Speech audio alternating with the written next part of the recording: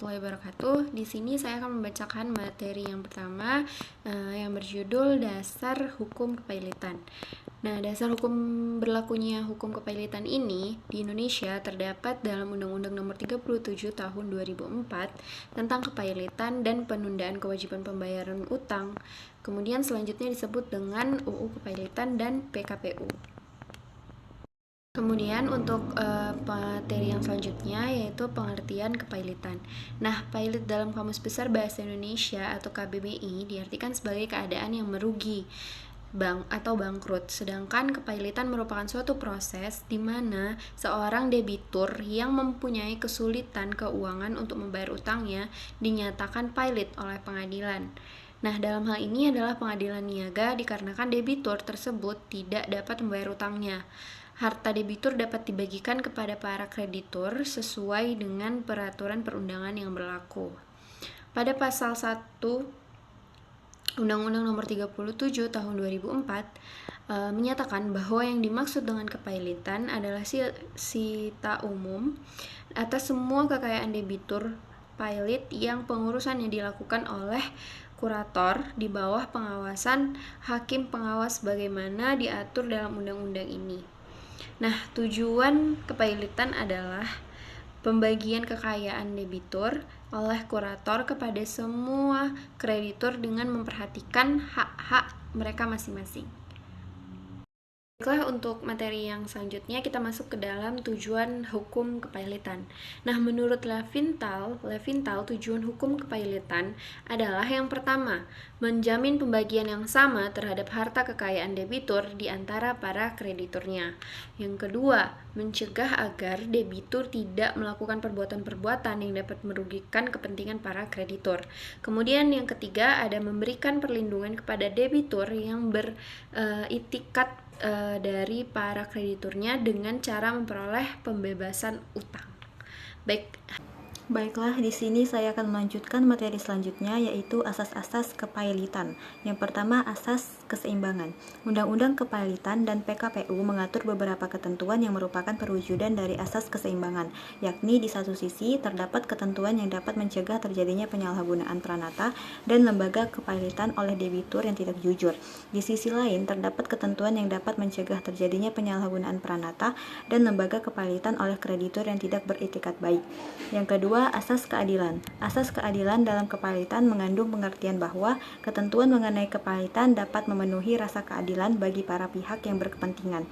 Yang ketiga, asas integritas. Asas integritas dalam Undang-Undang Kepailitan dan PKPU mempunyai pengertian bahwa sistem hukum formal dan hukum materialnya merupakan satu ketentuan yang utuh dari sistem hukum perdata dan hukum acara perdata nasional. Materi selanjutnya, syarat-syarat kepailitan. Yang pertama, debitur yang ingin dipailitkan mempunyai sedikitnya dua utang, artinya mempunyai dua atau lebih kreditur. Yang kedua, debitur tidak melunasi sedikitnya satu utang kepada salah satu krediturnya. Yang ketiga, utang yang tidak dibayar lunas itu haruslah utang yang telah jatuh waktu dan dapat ditagih. Lanjut, pihak-pihak yang berhak untuk mengajukan permohonan pailit. Yang pertama, kreditur atau beberapa kreditur. Yang kedua, debitur sendiri. Yang ketiga, kejaksaan untuk kepentingan umum. Yang keempat, Bank Indonesia.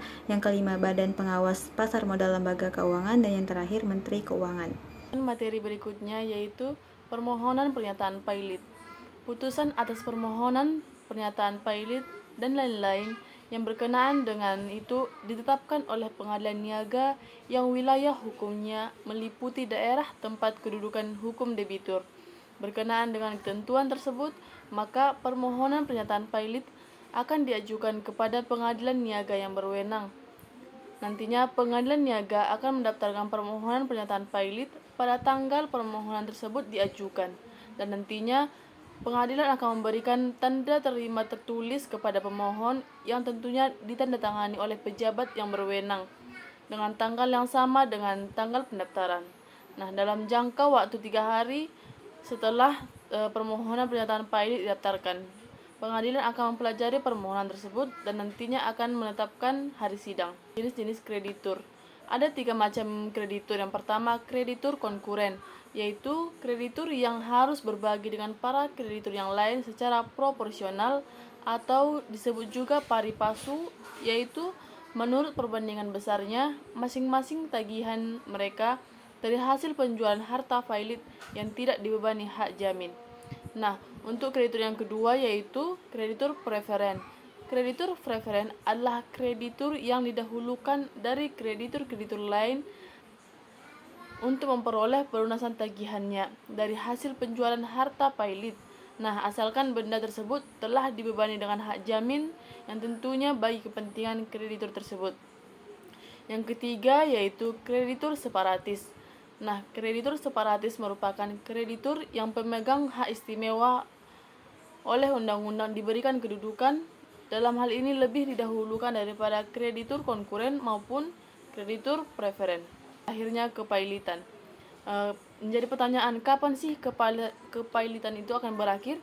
Nah, kepailitan itu akan berakhir segera setelah kepada kreditur yang telah dicocokkan piutangnya dibayarkan dalam jumlah penuh piutang mereka, atau segera setelah daftar pembagian penutup menjadi mengikat, maka berakhirlah kepailitan.